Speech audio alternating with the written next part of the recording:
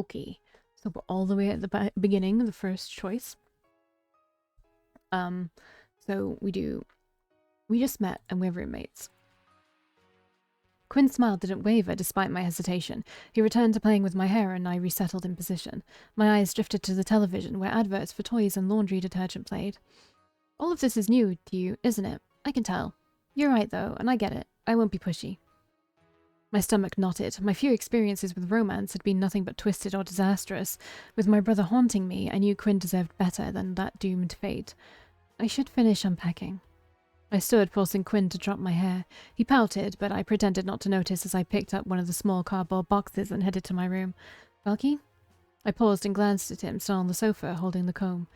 Sorry, I didn't intend to make you uncomfortable. I forced a smile through my guilt and nodded, then headed to my room. Oh. Victor. The following Monday, Quinn offered to walk me to Cafe Luna on my first day at work. I had a small interview with the manager over the phone a few days prior, but it was clearly a formality.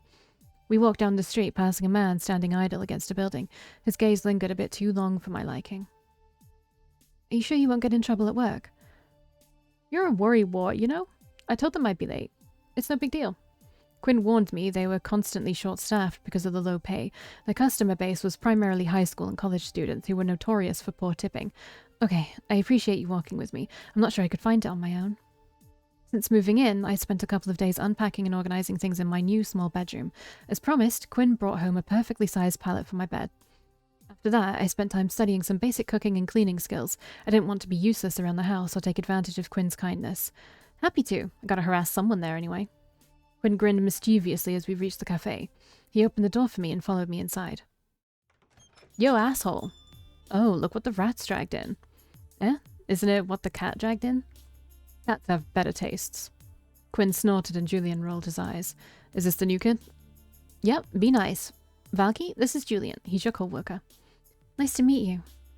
Yes, she has manners. I didn't know you're associated with people who have manners. Give it some fucking time. She just moved in last week. Sure, that means there's still time to rescue her. Quick, Valkii, we can escape through the back. I giggled at their banter and approached Julian behind the counter. You two seem close. Quinn snorted again and Julian groaned. It's more of an antagonistic relationship. We love to hate each other. I'm nothing like him. Please don't insult me like that. I couldn't help but laugh. Julian smiled slightly and shook his head. Come on, I'll show you the ropes. The manager will be in late today. Take care of her. She's a sweet girl. She don't need your shit.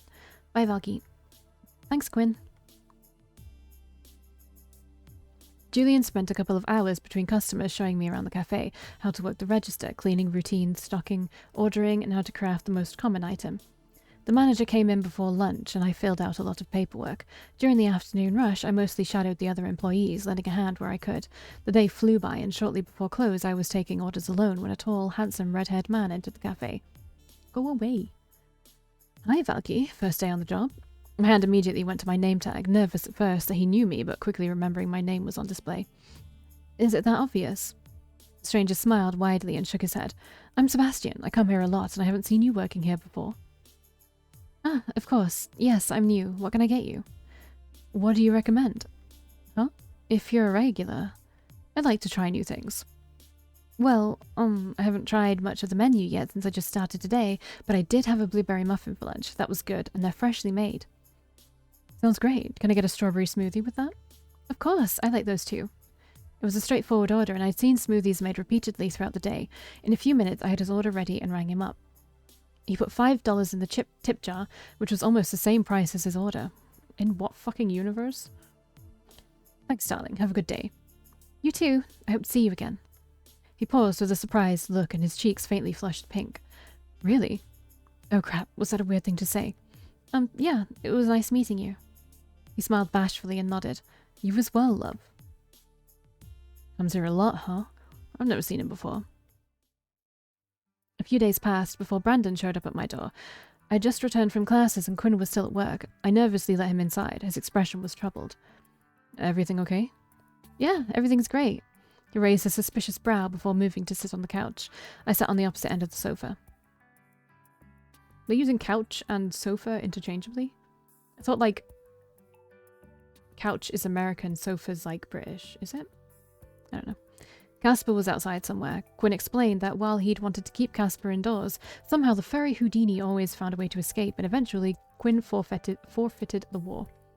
We joked Casper was aptly named for his ability to phase through walls, like Casper the Friendly Ghost. Really? I thought you'd be overwhelmed. It is a lot, but it's exciting too. I talked to a few of my professors and explained I was homeschooled until now, and they were all supportive and happy to answer my dumb questions. Good, good. I'm glad there was a half-decent school nearby. It's a long drive here, but it's not terrible. I was surprised not to hear from you. You said you'd text me. I guess you found nothing on Quinn? Actually, that's why I'm here. I did find something. He has some sealed police and court records from his teenage years. Took a lot of effort to get access to that. My heart caught in my throat and I tensed. I'd enjoyed my time here so much that the idea of it ending was devastating. Oh? What did you find? Well, when I first saw the records, I rushed right over here, but on my way my men discovered more. I stayed in a hotel and was reading through the documents all night. I've decided not to tell you, but I was already here, so I wanted to see you. Huh? Why won't you tell me? After I read through them in detail, I realized there was a lot of confusing and contradicting elements. So, I did some digging into his history and I figured out why things happened as they did. And I support his actions. In his shoes, well, let's just say I would have done a lot worse. Has he told you anything about his past? I shook my head, confused and worried why Brandon was being secretive. It was unlike him, but if he was okay with me here living with Quinn, I wasn't about to push the issue. Even if Quinn did something bad, it must not be that bad if Brandon wasn't concerned about it. Alright, that's fine. It's his choice to tell the story. Where is he? At work? Brandon seemed to consider that for a few moments before shrugging. I'm sure I'll talk to him eventually, but it's not a big deal. If he does anything weird, let me know immediately. How has he treated you so far? Quinn's been great. He's taught me how to cook some simple dishes, helped me organize my room, and even walked me to my college on my first day. You like him? He's a great friend. I'd been anticipating that question and had my response ready. If Brandon thought I had any romantic feelings or attraction to Quinn, that could end in bloodshed. I didn't want history to repeat itself. However, my answer may have been too prepared because Brandon paused and sighed. I won't kill anyone you like again. Really? Without good reason. I groaned. Good reason could mean anything. I don't want things to go back to the way things were before, sister. Home sucks without you. It's too quiet, too boring. I miss you so much. I find myself walking to your room out of habit every night. I didn't want to play into his nostalgia. This separation was healthy for us. We needed this distance. Quinn's pretty loud, so it's different here. There's always a TV or a radio on if we're not talking. I don't think he likes the quiet. Oh my god, he's like me. I hate the quiet. Is that distracting? He'll put on headphones if I'm studying, so it hasn't been a problem. I never realized how quiet it always was at home until I moved here. I think I prefer the quiet. Noise is risky. I don't have to worry about assassins appearing out of nowhere. I think normal people are accustomed to noise. Yeah, probably another reason I don't get along with normal people. I think you could if you tried. I don't have the time or interest in trying, sister. You're the only one I've ever needed. Anyway, I won't overstay my welcome. I'm hoping small doses of my presence will return us to good terms. He chuckled, but I heard the sadness behind it. Another week quietly passed, and I was settling into a routine. I had classes 3 days a week, and I worked the other 4 days a week. It was draining to be so busy, but I needed to make the most of my time. Quinn's hours varied some depending on his workload, so it wasn't surprising when he arrived at the cafe right before my shift ended one day. When he saw me, he frowned. Hun? You okay? I was tired and feeling sluggish, and I'd had a nagging cough for the last couple of hours. I think I'm just tired. No, you're sick. I tried to make her go the fuck home, but she refused. I never get sick. I'm not sick. You were homeschooled. You never got sick because you were never around people. Now you're cleaning up after dirty people and sharing sticky desks with disgusting college kids every single day. Oh, I hadn't thought of it like that. Go home and don't come in tomorrow. You'll infect us all. I'll get your shift covered. Oh, okay, I guess. Thank you, Julian. He smiled gently at me as Quinn wrapped an arm around my shoulder. I couldn't help but smile back. He had an odd temperament around others, but he was very sweet to me. I hoped we could become good friends. Come on, hun. I'll stop at the drugstore and we can get you into bed with some soup or something. I love soup. An hour later, I was home in bed. Quinn was doting on me like a worried mother, and I adored him for it.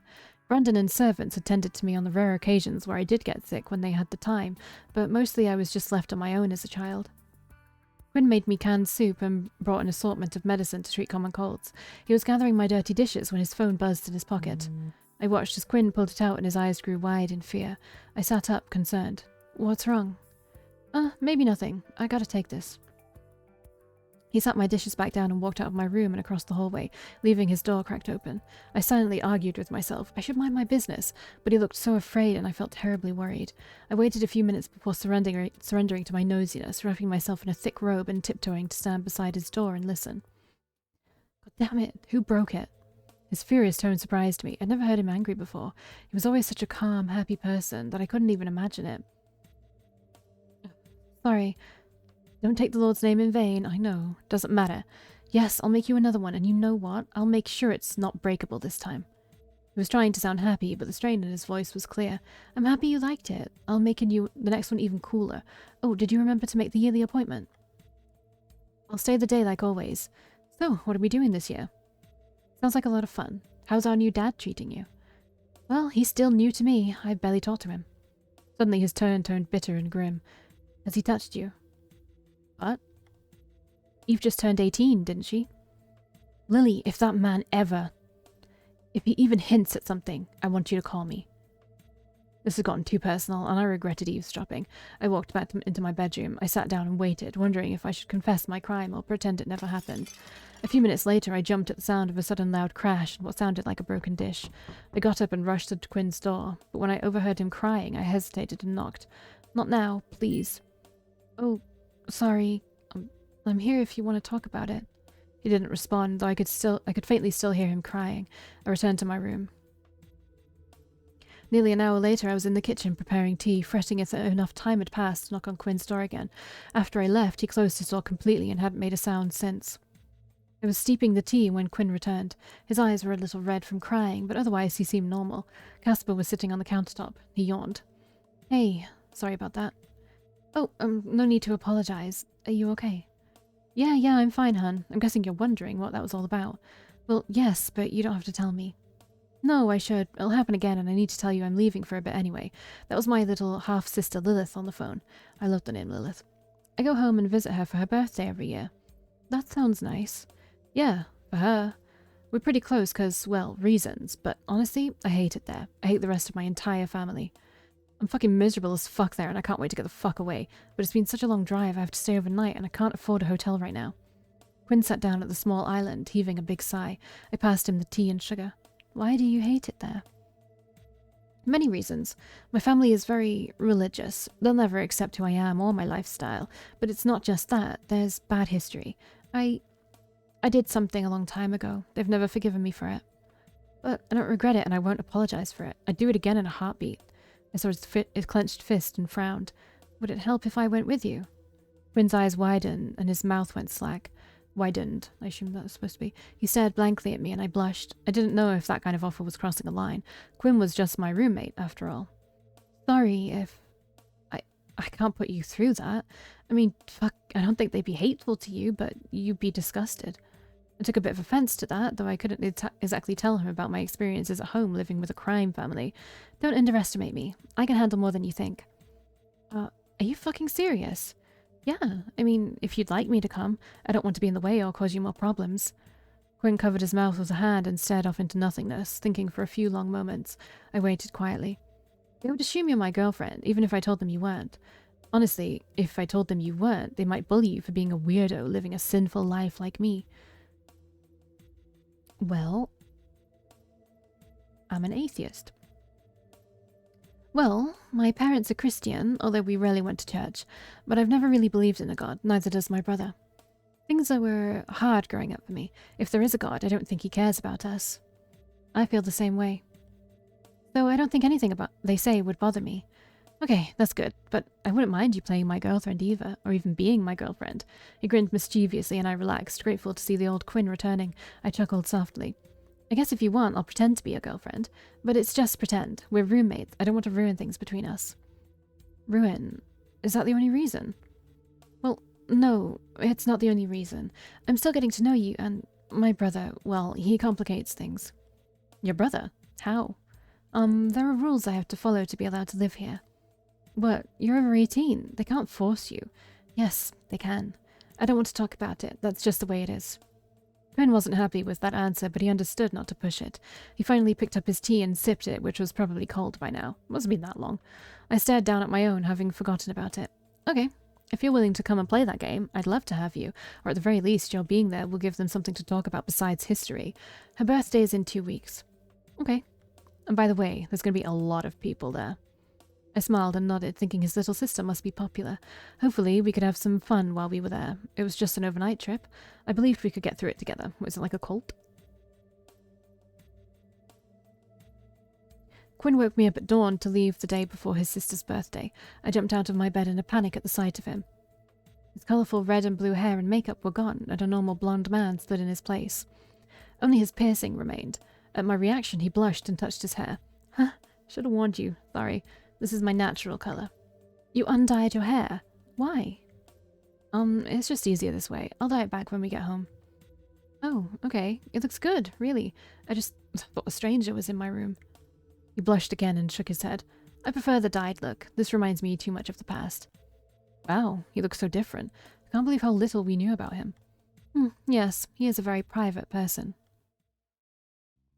It was a long 6-hour drive south to Quinn's old home. Of course it's in the south. His family lived out in the country in a different state. I couldn't stop stealing glances at him as we drove. He looked like such a different person with the new hair and foregone makeup. His happy, playful voice didn't seem to fit the face in front of me anymore. We chatted on and off during the drive. Eventually the question was eating away at me and I had to ask, "So, why did you change your hair?" Quinn glanced over from the driver's seat briefly. If I go home like I was before, it'll start a big fight. Why? Your naivety is fucking adorable, hon. Do you remember when you first moved in and I thanked you for being so accepting of me? You didn't give my makeup or hair a single thought. You just saw me and accepted everything about me as me. I remember. I didn't understand, but I was glad you were happy. Not everyone is like that. People look at me and, well, best case, they assume I'm a flat-chested girl. Worst case, they're cruel. They'll make fun of me, tease me, or call me names. Huh? Why? Quinn laughed at my question. I adore you, Valkii. You're so pure-hearted. I blushed heavily as he smiled at me. Gender norms in society dictate men are masculine and women are feminine. Since I'm a guy, society expects me to be big, strong, rough brute who likes beer and farts and sports. Women should be girly, wear dresses and makeup, like, I don't know, candles and cooking and embroidery. But I'm a feminine guy who wears makeup. I don't fit the stereotypes. People don't like that. That seems dumb. Your makeup doesn't hurt anyone else. I agree, but that's the way things are. My entire family is like that. I got tired a long time ago of having that fight. I don't want to spend Lily's birthday arguing with everyone. I mean, yeah. I wouldn't, like, give it a second thought either. Like, if you're a guy and you want to wear makeup, who cares? Like, why does it matter if you want to, you know, dress more femininely? Who cares? It's so weird that things were so boxed in like that, you know? I don't know. Even your mother. Especially my mother. According to her, it's a phase I've been in since I was around 10 years old. You were wearing makeup that young? Yeah, I remember the first time she caught me. Aw, bless his little heart. One afternoon, I snuck into my mother's bedroom and got into her clothes and makeup. I made such a mess. I had makeup smeared all over my face, and I even wore one of her dresses, which was way too big for me. I was even in a pair of her shoes, barely staying balanced because they were high heels. That sounds adorable. I thought I was hot shit, but Mama didn't agree. I had a lot of fun doing it, but I made a huge mess. Well, you were a kid. Kids make messes. True, but we were poor. I ruined some makeup sets and the dress I was wearing too. She was furious. But that was the day I got into girly clothes and makeup.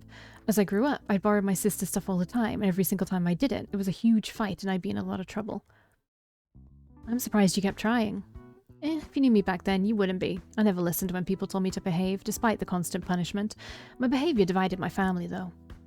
My brothers hated it and thought I was weird, but my younger sisters loved playing with me and we always had a lot of fun together. I didn't care that they were girl clothes. I thought their clothes were fun and pretty. All of my clothes were boring and plain. They liked playing with you. Yeah, I got along with them better than my brothers too. But God, my mother, she did everything she could to stop me. I was grounded constantly. She took me to church, made me talk to priests, signed me up for boys' summer camps every year, and so on. I don't even want to talk about the religious reform camps. That's so sad. Yeah, there was one day that did make me stop for a while. I snuck a dress in my backpack and changed into it at school one day when I was a preteen. I got sent home for breaking the dress code. They called my mother and she was dead silent as she took me home. She sent me to my room, but I snuck out because things just felt wrong. Usually she'd be yelling at me or lecturing me for something. What happened? I found her sitting in her bedroom, sobbing. I was still wearing the dress. I asked her what was wrong, and she said she'd failed me as a mother. Failed? Because you wore dresses? Yep, because I was not a manly man. Seeing her like that really bothered me, so I stopped. But, well, then a funny thing happened. What? I got bullied more at school. Why? My theory was that I went from the weird, crazy kid everyone expected to be different, to just some normal, insecure, girly boy that didn't belong anywhere. School is all about fitting into certain categories, and when I stopped being the weird kid, I didn't fit into any category anymore. So you started wearing the dresses again. After about 6 months, when a bully broke my fucking nose, I decided that if I was going to be bullied, it would be because I was being myself, not because I was pretending to be what my mother wanted. Did that stop the bullying? No, I didn't expect it to, but it did change how I was bullied. It shifted from physical altercations to verbal abuse. I could fight back against the name-calling and taunting way better than I could take a punch. What about your mum? I hid it at first, but it's a small town, and word got around quickly. The fighting started again and just never stopped. That's awful. I'm sorry you went through all of that. I hope you're happier now. Quinn sniffed quietly. I could see a glimmer of tears in his eyes, but he was also smiling. I've been a lot happier since you've moved in. Me? What did I do? In my eyes, you're proof that there is at least one good, kind, understanding person in this world. I've been afraid for a long time that I would never meet someone who would look past all the noise to see me for who I am. He reached over, took my hand, and squeezed it tightly. I squeezed back. Off the highway, we drove through miles of woods and farmland before we finally arrived in a small town in the afternoon. We refilled the car with gas before driving another half hour to the house. Well, it's literally in the middle of nowhere. We pulled into a driveway and parked in the car in the overgrown grass. I was stunned at the scene when we exited the car. Dozens of people were around the house and in the yard. Everyone looked between 4 and 30 years old. Kids played and shouted. Teenagers sat beneath the trees in the shade. The older ones were either talking or wrangling children. As we approached, a 20-something man stepped in our path and folded his arms, glaring at Quinn. Hey, John, where's Mum? Oh, that's Quinn. Hey, John, where's Mum? Quinn's relaxed tone turned serious and determined, and oddly it seemed much more appropriate for his new look. What the heck are you doing here, Noah? Really? It's Lilith's birthday, same time as last year. Just leave, she's better off without you. I'm already here and I'm not leaving, just like you last year. Where's Mum? John didn't respond and Quinn rolled his eyes. Fine. Quinn took my hand and we walked past John towards the house, only to be stopped again by another man on the patio. Matthew, nice to see you. Fuck off, Noah. You too. He walked past that man as well into the front door, where we immediately bumped into a woman in her early 20s. She stared at Quinn, then at me, then frowned and shouted. Mama, Noah brought a stranger home. Should I try and do a country accent? I don't know how to do it. Noah brought a stranger home. I don't know how to do a country accent very well. She scowled at the two of us and walked away. That was Hannah. Who are all these people? John and Matthew are my full-blooded brothers. Hannah and the others are half-siblings. The others? Yeah, I have 8 siblings. I warned you there'd be a lot of people. Everyone else you see are their partners, or children, or grandchildren, or cousins, or fuck knows what. Wow, do all of them have children? Everyone but Lilith. Should I also call you Noah here? No. Please keep calling me Quinn. I've asked them all not to use that name, but they all bullshit me about disrespecting Mother for not using my birth name. My name is the only thing I actually give a shit about. No one back home but you even knows my real name. Okay, and I won't tell anyone. Quinn genuinely smiled at me, a stark contrast to the clear frustration on his face since the moment we arrived. You're the best. Who's the best? Who is this baby? Who is this Look at the outline, that's so funny. Who is this baby? An older woman's voice interrupted us as she stepped onto the porch. She was in her 50s, but in poor health. Her body was hunched over. She wore a dark red shawl and held a cane to help her walk. Mama, meet Valkii. She's my girlfriend. A girlfriend? Oh my, I'm so happy to meet you. Let me get a look at you, dear. Quinn's mother approached me, adjusting the glasses on her face, and then reached out and held both of my arms, looking me over carefully. What a lovely young lady. My boy's finally coming around and settling down, huh? Mama. How wonderful. I knew you just needed to find a good woman to get you out of that silly phase. Mama, stop. Quinn, you're here. Lily. A younger voice rang out from upstairs, and a young preteen girl bounded down the stairs and out the door, pulsing with pure excitement. She rushed around Quinn's mother and jumped into his waiting outstretched arms. I smiled as I realized Quinn looked happy to hold the girl. Hey, Lily. Happy birthday. Tomorrow's my birthday, silly. You're right. I guess it's a habit. Noah, son, please use her proper name. We don't use nicknames in this house, you know that. I could see Quinn biting to hold his tongue as he sat his sister down on her feet. He wanted to argue, but something was stopping him. Who's this lady? Oh, this is Valkii. She's my girlfriend, and she wanted to meet you. Lilith's eyes sparkled, and she rushed up to me and hugged me tightly. Wow, you've never brought anyone here before. Hi, thanks for coming to my birthday. The girl seemed to hesitate a moment as she released me and looked over at Quinn. Is she coming with us to everything? Yes, if that's okay with you. I just given these people like really bad country accents, but Quinn is still British. There was clearly some more important meaning behind that question, but I had no idea what, and their mother just smiled. You had some plans today, right? Yeah, it's movie day. There's a bunch of showings today, so we can go whenever you're ready. Who else is going? Adam? No, Mama. Just the three of us. Quinn's mother frowned and shook her head. You need to work on your relationships with your siblings.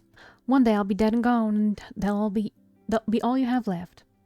Quinn's fist clenched and he glared at his mother. She was pushing buttons, but I wasn't sure if she understood that.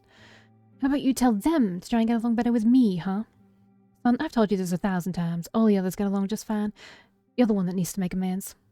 That's never going. Please don't fight right now. I want to see the movie. Now? This must happen alone. That's a good idea. Let's go see the movie. Fine, fine, have fun. Be home for dinner, please.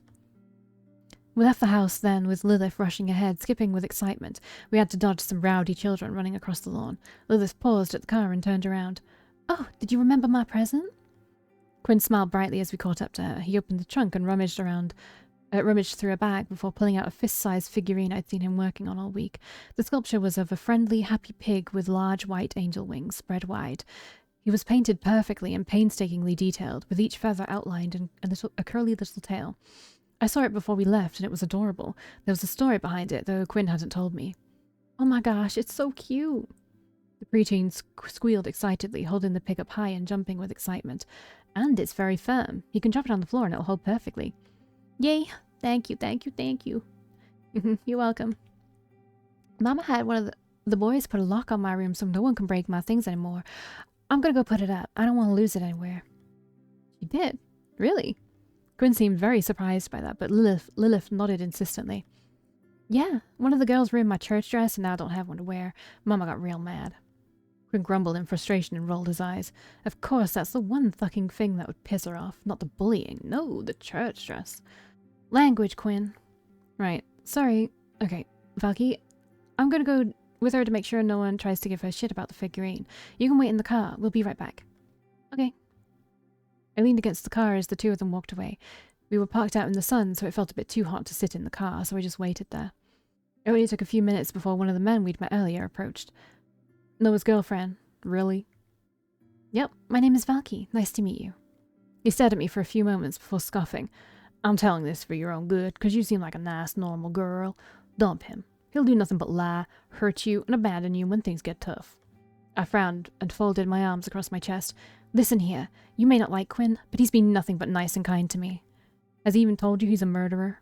That caught me off guard. I stared blankly at him, trying to process what he'd said and determine if I believed him. He looked too angry to be lying. Didn't think so. Not exactly something to chat about on a date, What an asshole. What? Who? He killed our stepfather, Lilith's real father. So, the father was a menomile.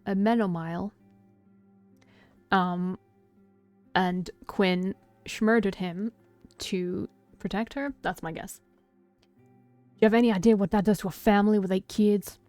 Mama's always been too sick to work. Our stepfather had problems, but he brought in a good income that kept us fed.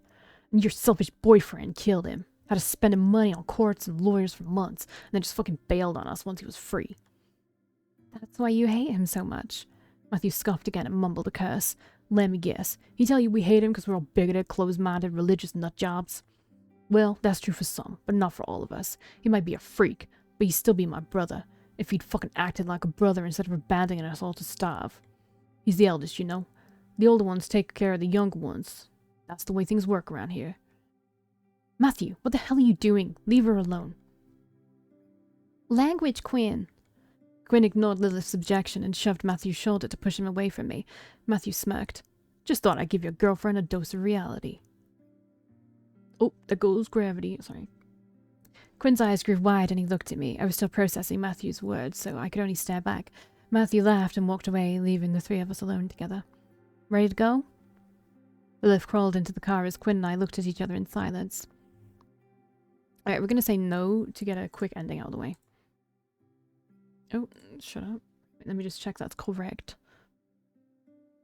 Yeah, no. He murdered someone. My mind was spinning and I felt on the verge of panic. How did I end up in this situation? I'd moved into a town and went to college to get away from all the violence of my childhood, and somehow, here I was, staring in the face of another monster. Valkii. Quinn reached forward to touch me, but I took a quick step backwards away from the car. I could see the hurt in his eyes as he took his hand back and wrapped his arms around himself. I'm not going. I can explain. Your sister is waiting. What are you gonna do? I don't know. I could see tears falling from Quinn's eyes. I struggled to maintain my composure. I felt so confused, hurt, and betrayed all at the same time. I couldn't fathom him hurting anyone, but that just made me angry. Was I really this naive? Was my brother right all along? Was this what Brandon refused to tell me, and if so, why wouldn't he? Please, let me... Quinn, what's wrong? Are we going? Lily, give me a minute. Just go. I can't. I need to think. I could see he didn't want to leave, but he also didn't know what else to do.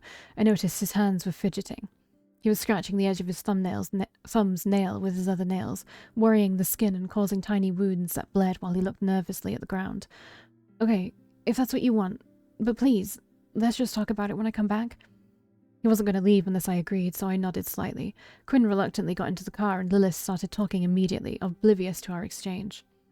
I began walking away from the car towards the house and heard Quinn pull out onto the road. I sighed with relief and pulled out my cell phone. Brandon hired a service to pick me up from Quinn's and take me to an airport where a plane ticket was waiting for me. It was a short flight back to town where Brandon was waiting for me when I arrived. I don't know what voice to give him. Excuse me. It's just everywhere. Holy fuck, sister. What the hell were you doing 6 hours away? He was angry, but I'd been stewing in my own fury for the past 2 hours. I stormed up to him and pointed my finger straight at his face. You didn't fucking tell me Quinn was a murderer. My rage surprised him, and he took a step backwards. Even after he'd hurt my friend and caused their death, I had never yelled at him with such rage. Whoa, what happened? My roommate is a murderer, and you, of all people, you hid that from me? I told you, he did the right thing. He killed someone, Brandon. I know this is an impossible concept for you to grasp, but that's never the right thing. Fuck, quiet down. Come on, we'll talk in the car. I glanced around, realizing several people were watching us. I bit my tongue and let my brother lead me to the car. Once there, Brandon started driving back to town. You know I left home to get away from violence, and you were just fucking content to let me live in the same house as a murderer. You're freaking out over nothing. Did he explain what happened? I don't care what happened. Damn it, Brandon. Why do you not fucking get it? Normal people don't live around death and violence their entire lives. We are not normal people, and you need to accept that. I sat back in the seat with a huff, and Brandon sighed. Listen, I'm sorry. I understand now. I should have told you. I thought if you found out, Quinn would explain, and when you knew the details, it wouldn't bother you. It bothers me, and I don't want to know the details. I'm pissed off at you for not telling me. I trusted you to look out for me. He smiled at that and patted my knee. All right, you got me there. Sincerely, I'm sorry. I should have told you. It was a mistake I won't repeat. Thank you. Do you want to move back home? Hell no. Then what? I don't know. I literally just found out and called you immediately. I couldn't stay there. Where the fuck were you, anyway? I spent a few minutes explaining what happened to lead me up to this point. I could tell Brandon was annoyed with my choices, but he restrained himself from lecturing me. I didn't know what else to do. I was too shocked and disturbed. Well, thank you for calling me. I was honestly really worried you wouldn't if you needed help. It means a lot that you still trust me to take care of you. I promised you if you got me into college, we'd be siblings again. I know you'll be there when I need you. Always. Quinn won't be home for a while. I just need to calm down and think. Maybe I'll find a new apartment or a new roommate or something. I don't know. Okay, I'd have to stay with you, but I have somewhere I have to be, and I honestly don't think Quinn will harm you. I hope you know if I thought you were in any danger whatsoever. I know. I'm not afraid of him. That's not the life I want. Okay, whatever makes you happy, sis. Brandon dropped me off at the apartment building and I trudged my way inside, just then realizing that I'd left my overnight bag in Quinn's car. Thankfully, I'd kept my keys and phone in my pockets out of habit. Valkii, is that you? I glanced up to see the familiar regular from the cafe standing in front of the apartment door next to ours, door wide open and a duffel bag in hand. His eyes were wide with surprise. Sebastian, what are you doing here? I just moved in. I live here now. Oh, what a coincidence. I live right here. You weren't at the cafe today. I thought you worked every weekend. I do, yes. I took this weekend off to go on a trip with my roommate. But you're back? Yeah. Things didn't go as expected. What happened? You look upset. It's really not your problem. A cute girl in distress is definitely my problem. Would you like to talk about it? Maybe over some dinner? I'm already cooking too much food as is. I blushed at his compliment as my stomach grumbled to answer his question. He grinned. You're probably tired from the ordeal. How about I bring the food to you? Honestly, you'd be doing me a favor. I hate eating leftovers. Okay, you win. Great, I'll be over in 5 minutes. I opened my door, headed into my apartment, and made tea for the meal. As promised, 5 minutes later he knocked on the door and entered carrying 2 large plates of hot food. Lucky for you, I was nearly done cooking right before I bumped into you. Here we go. Sebastian walked in with 2 plates and sat them at the dining table. I brought the tea and we sat down together to eat. Thank you for joining me. I do get so bored eating alone. Happy to help. Thank you for the food. Happy to share. You're truly welcome over for dinner any time. I love to cook and I always make too much food just for myself. So if I may, what happened with your roommate? I stuffed my mouth with food to buy myself a few seconds of thought. I wasn't sure how much I should say. Even if I didn't want to live with Quinn, it wasn't right for me to spread rumors or ruin his reputation. Brandon said he'd been through court after all. I just found out something bad about my roommate. I don't want to say much more than that. I was planning to stay with him at his family's home overnight for his sister's birthday, but I came home early. I need to move out. Move out? It's that bad? Yeah, but he's going to come back tomorrow. I don't want to face him, but I don't have a choice. I won't be able to find a new place to live in one day. It took me months to find this place. Move in with me. I dropped my fork and stared at him blankly. Did he really... Oh, fuck, wow. That just came right out, didn't it? You must think I'm crazy. Well, yes. Hear me out. I don't want you to stay somewhere you're not comfortable. I have a guest room already set up at my place because I expect my siblings to visit regularly. Eventually. The bed is made and the door has a lock, and I was considering finding a roommate eventually, too.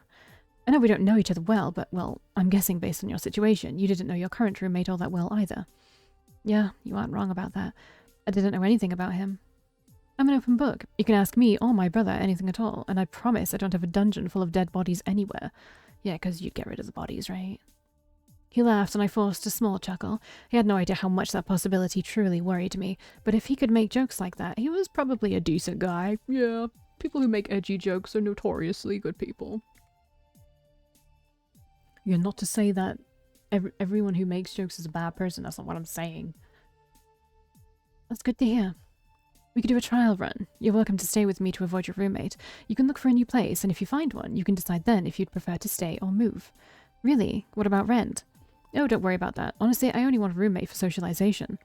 My brother is actually my identical twin, so I've never lived alone until the last few years. I get pretty lonely since I work from home.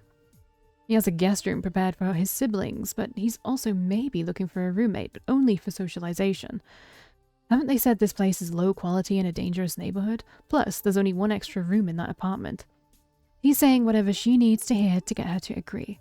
This man is very talented at stretching the truth without technically lying. I'm sure he wanted her as his roommate from the start. Oh wow, you work from home. What do you do? I'm a freelance photographer, programmer. That's so cool. He grinned and leaned over, bumping his shoulder gently into mine. So, what do you say? Will you stay with me and keep me company? I'll cook every night. For me, someone who could barely boil water without burning myself, that was an enticing offer. When combined with my anxiety over facing Quinn again to discuss murder, it felt too good to pass up. Yeah, if you're really okay with it, it would save me a lot of trouble. Wonderful. Finish eating before it gets cold. If you need help moving anything, I'm a strong guy. He flexed his bicep with a laugh, and I grinned. I felt incredibly lucky to have stumbled into this fortunate situation with such a nice, handsome gentleman. Sebastian helped move my necessities to his apartment, and I went to bed shortly after, only to toss and turn all night as my mind fretted over what would happen next. When I woke up the following morning, Sebastian took me out for breakfast to the cafe to celebrate our new arrangement. Oh, darling, you look like you barely slept. Yeah, I had trouble.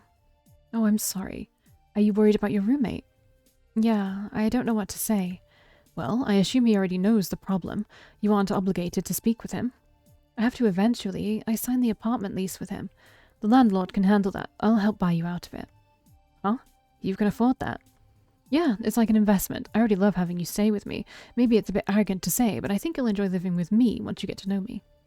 I don't know if it's wise to accept that offer. Brandon would pay off my lease. There was also the added complication of my brother. He wouldn't be as easily convinced to let me live with another stranger. I should warn you. Oh, about what? My brother Brandon, he's, overprotective. Sebastian chuckled as he leaned forward, elbows on the table. Is that so? Yeah, he'll run something like a background check on you. Sebastian grinned and nodded, completely unconcerned. I understand. I'm protective of my siblings, too. It's just, he can be a lot. Don't worry, love. I can handle him. I was worried, but Sebastian looked so strangely confident that I almost believed him. After breakfast, Sebastian and I did some shopping. My eyes lingered on a cute dress in a storefront window, and he insisted on buying it and some matching shoes. We walked around town, visiting store after store until it was past lunch. Sebastian insisted we return home so he could cook for us. We got back to the apartment around noon, where we ran straight into Quinn, who just exited his car. Valkii! Oh, who are you? Your new neighbor. I moved in next door yesterday. I think I've seen you before. Probably at Cafe Luna. I go there pretty often. Oh, okay. Valkii, what happened? You were just gone when I got back. They told me a car picked you up. I texted you, but you didn't respond. My brother got me back home. I took a plane. Oh, okay. I was worried. Can we talk? Privately? Sebastian leaned down and whispered into my ear with an arm around my shoulders. As he did, I noticed Casper was sitting in the sun while watching the three of us near the stairs. No is an acceptable answer, Sunshine. It's entirely your choice. I nodded. I felt I owed it to Quinn to have a conversation, but at the same time, I knew whatever he said wouldn't matter. I also didn't want to put myself in a position where he could guilt me or somehow change my mind. Brandon had a talent for that, and I was determined to live a peaceful, non-violent future. Quinn, listen. Sebastian, could you please, could you leave us alone? Is that what you want, darling? No, please stay. Quinn's eyes widened with concern. Please, Valkii, I won't tell anyone, and I haven't told him. I just want to explain that I've already moved out. I'm sure you're not a bad person, but I cannot live with you anymore. I can't live with something like that. If you let me explain, I think you'll understand that. Sorry, no, I can't. There are just some things I can't accept. Quinn was barely holding it together. His arms were wrapped around his body and tears were streaming down his face. Valkii, you're the kindest, most accepting person I've ever met. You're the only person who's ever looked at me and seen me. If you can't accept me, Quinn's tears were making it too difficult for him to talk. I was about to speak when Sebastian squeezed me against his body. I don't know the details of what's going on, but Valkii has every right to her boundaries, and the right to choose her living arrangement. I'm sorry if it upsets you, but in this situation, her needs come first. Quinn was too upset to respond, and I was stunned by how hard he was taking this news. I expected him to argue, fight, and shove excuses down my throat, not to shatter into pieces and sob. He'd always seemed so strong and willful. The three of us stood there for a few moments in silence before Sebastian leaned down to me again. If you have anything else to say, perhaps it would be best for us to leave. If you have nothing else to say, perhaps it would be best for us to leave. You can visit him later when he's calmed down if you wish to discuss it further. I should. Sebastian's right. I agreed and followed Sebastian as he escorted me past Quinn and into the building. Casper didn't move, but his eyes followed us until we were out of sight. I glanced back only once to see Quinn had fallen to his knees in the parking lot with his hands over his face. What's going on? Why is he reacting like this? I'm so sad. I'm actually so sad. I didn't see or hear from Quinn for the next 3 days. My brother was busy with family business, so I continued to live with Sebastian while looking for other options. There were no other vacant apartments in my current building. The landlord offhandedly mentioned that the people who lived in Sebastian's apartment had moved out very suddenly just before Sebastian inquired.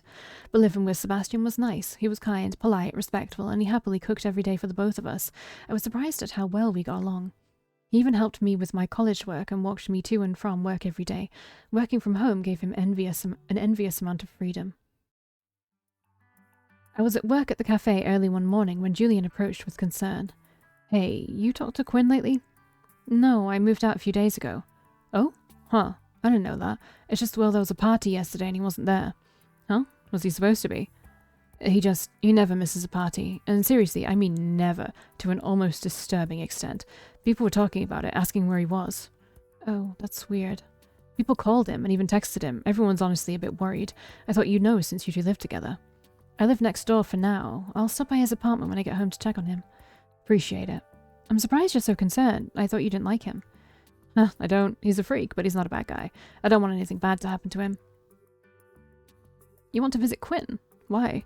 Julian's worried about him. Julian said he didn't show up to a party and he's not answering anyone's messages. I just want to make sure he's okay. Someone else should check in on him. It doesn't have to be you. It's fine. I live next door. It'll only take a minute. Alright, if that's what you want, darling. We arrived back at the apartment and I paused in front of Quinn's door and knocked. There was no answer, so I knocked again. Still nothing. Perhaps he went back home? I doubt that. His family wasn't very nice to him. He said himself he hated it there and only visited once a year for his sister's birthday. I reached into my pocket and pulled out my keys, grateful I still had them. I'd called the landlord to discuss the move and had an appointment in a couple of days to sign the papers and turn in my key. I opened the door and stepped inside, calling out Quinn's name. When I walked through the entryway, a strange and disturbingly familiar smell hit me. Quinn was laying on the couch, motionless, his arms stained red. Quinn? Valkii, wait! I ran to Quinn's side and shook his shoulder, calling his name over and over again. His wrists had been slit open and a knife rested on the floor beside the couch. There were scars all over his arms that I'd never seen before because he always wore sleeves. His eyes were partially open but dull and lifeless. A piece of paper, partially stained red, rested beside the knife. It only took a moment for Sebastian to dash to my side and pull me into his arms, hiding my gaze from the corpse. You don't need to see this. Come on, let's go. But Quinn... He's gone, darling. Let's go outside. I'll call the police and handle this. My entire body was trembling as I was dragged back outside. Quinn had committed suicide, but I didn't want to accept that reality. Did he do this because of me? Was I the cause? As promised, Sebastian called the police. The next few hours passed in a blur. They came, searched the room, and questioned us repeatedly. I told them about moving out, but avoided sharing the reason. When I overheard they were taking the body away, I ran to watch. I couldn't see Quinn. He was inside a black bag, hidden away from the world. Valkii? I blinked and then looked at the approaching officer, holding a plastic bag containing the stained piece of paper I instantly recognized. In all the chaos, I'd forgotten about it. Yes. We have to take this into evidence, but since it has your name on it, I thought you might want to read it first. You don't have to read that, darling. I ignored him and took the paper from the officer. I thought I did the right thing. I never regretted it until today. I truly believed my actions were justified. Even so, that night ruined my entire life, and I wish I'd died with him. If I had, they might have remembered me as a hero. I thought eventually someone would understand. After we met, I thought it would be you. But murder is so abhorrent, so unforgivable, it sent you running. I've been wrong all along. I can't bear the guilt and hatred anymore, so I'm giving them what they wanted. I'll be remembered as a villain, but maybe that was the truth all along. Please, please tell Lily I'm sorry I can't attend her birthdays anymore. Tell her not to give up. Hang on. I want something good to come from my mistake. Thank you for giving me one happy memory of home. Bye, Quinn. The plastic bag fell from my hand. I began to feel dizzy as tears flooded my eyes. It really is all my fault. This isn't what I wanted. I didn't know this would happen. I heard Sebastian's words behind me in the distance and felt his arms around me, but I couldn't make sense of my surroundings. I felt like my hands were coated in blood. My selfish and stubborn behavior, my desire for a life away from death, my lack of empathy killed my friend. I killed my friend. Oh my god. I knew that was going to be bad. Alright, that's over. I'll see you in the next one.